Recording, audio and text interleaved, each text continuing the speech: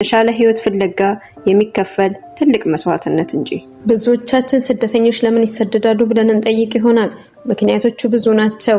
ጦርነት፣ የፖለቲካ አለመረጋጋት፣ የተፈጥሮ አደጋ እና የከባድ የኢኮኖሚ ችግር ሰዎችን ካደጉበት ቀይ ያፈናቅላቸዋል።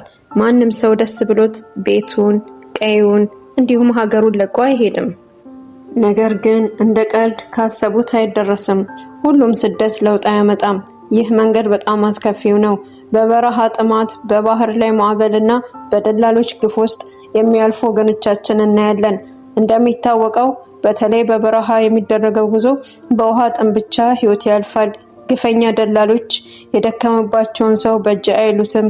በእንደዚህ አይነት መንገድ ያለፉ ዛሬ ጥሩ የሚኖሩ በትውስታ ያን ጊዜ ሲያስቡ ወይም ሲያነጋሩን በህልም እስኪመስላቸው ይጨነቃሉ። ብዙ አብረዋቸው የነበሩ